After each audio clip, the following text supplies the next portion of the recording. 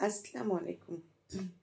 আমি শোল মাছ ভুনা করে দেখাবো। আজকের রেসিপিটা অথেন্টিক্স একটি রেসিপি। এই শোল মাছের তরকারিটা আমার মার হাতে, মানে মার রেসিপি। আমার মা এত অদ্ভুত এই রান্নাটা করতেন, আমরা ছোটোবেলা থেকে খেয়ে এসেছি, এখনও মুখে স্বাদ লেগে আছে। তো এই রেসিপিটা আমার মায়ের হাতে। তো মা এরকম আমাদের শোল মাছ কিন্তু এরকম করেই আমাদেরকে খাইয়েছে। তো আমি অবশ্য শোল মাছ বড় বড় পিস করে এটা তেলের মধ্যে ভেজে তারপর মশলা দিয়ে ঝোল ঝোল করি, সেটাও ভালো লাগে। তবে কষা শোল মাছটা অনেক ভালো লাগে। তো এরই মধ্যে আমি এখানে তেল এবং পেঁয়াজটা একটু পরিমাণে বেশি দিতে হবে, কারণ মাছটা যেহেতু ভুনা হবে পেঁয়াজের পরিমাণটা একটু বেশি লাগবে।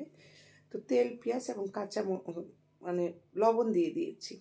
আর এখন দিয়ে দিলাম আমি রসুন বাটা, আদা বাটা হাফ চা চামচ করে। আর এটা দিয়ে একটু ভেজে নেব যেন রসুন এবং আদার কাঁচা ফ্লেভারটা চলে যায়। তো একটু ভেজে নেওয়ার পরে আমি এখানে দিয়ে দিচ্ছি পরিমাণ মতো হলুদ এবং একটু বেশি লাল মরিচ। আপনারা চাইলে এটা কমিয়ে দিতে পারেন লাল মরিচের ঝালটা, কারণ এটা একটু ঝাল হলেই ভালো লাগে, যেহেতু শোল মাছটা একটু পাঞ্চা জাতীয় মাছ, আর এই মাছে একটু ঝাল বেশি হলে বেশি ভালো লাগে। আর অনেকে যদি ঝাল খেতে না চান সেই ক্ষেত্রে আপনারা ঝালটা কমিয়ে দিতে পারেন। এখানে কিন্তু মানে কাঁচা মরিচটাও কিন্তু আমি অ্যাড করব। তো বুঝতেই পারছেন মরিচের গুঁড়াটাও দিয়েছি পর্যাপ্ত পরিমাণে এবং মরিচের এটাও দেবো, কাঁচা মরিচটাও দেবো। তো এরই মাঝে কিন্তু আমার কষানো হয়ে গেছে, কষিয়ে নিচ্ছি। আর সামান্য এখন একটু পানি দিচ্ছি, নাহলে পুড়ে যাবে, পেঁয়াজটা পুড়ে গেলে ভালো লাগবে না। আর এই পানি দিয়ে আমি আবারও ভালোভাবে কষিয়ে নেব। তো এখন কষানো, বেশি নাড়াচাড়া করব না, বেশি নাড়াচাড়া করলে কিন্তু আসলে ভেঙে যেতে পারে। তো মাছটা সেদ্ধ হওয়ার আগে কিন্তু নাড়াচাড়া করে নিতে হয়, মাছটা সেদ্ধ হওয়ার পরে কিন্তু আসলে নাড়াচাড়া করা যায় না। আর এখন আমি দিয়ে দিচ্ছি আমার নিজস্ব তৈরি করা মিক্সড মশলা। এই মিক্সড মশলাটা যে তরকারি কতটা স্বাদ বাড়িয়ে দেয়, আপনারা যদি মিক্সড মশলাটা করেন খেয়ে বলবেন যে সত্যি অসাধারণ।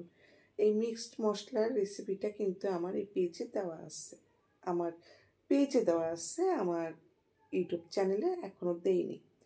তো আলহামদুলিল্লাহ ভালো করে কষানো হয়ে গেল। আর আমি এখন একটু পরিমাণ মতো ঝোল দিয়ে দিলাম, মানে মাছটা সেদ্ধ হওয়ার জন্য, পেঁয়াজটা সেদ্ধ হওয়ার জন্য একদম গরম পানি আমি ব্যবহার করেছি। এটাই করতে হবে, কারণ তরকারির মধ্যে গরম পানি ব্যবহার করাটাই শ্রেয়। এর মধ্যে কিন্তু আমি কাঁচামরিচও দিয়ে দিয়েছি বেশ খানিকটা। তো কাঁচামরিচ দেওয়ার পরে আমি এইভাবে একটু উল্টিয়ে পাল্টে, মানে ঘুরাই টুরাই নিলাম, নিয়ে আর এখন দিচ্ছি জিরা এবং কিছু গোলমরিচ, এটা গুঁড়া করে নিয়েছি। আর আপনাদের কাছে যদি মিক্সড মশলাটা না থাকে, আপনারা কিন্তু ধনিয়া এবং জিরা আর কয়েকটা গোলমরিচ ভেজে গুঁড়ো করে সেটা ব্যবহার করতে পারেন। তো সবাই ভালো থাকবেন, সবার জন্য শুভকামনা। আল্লাহ হাফিজ।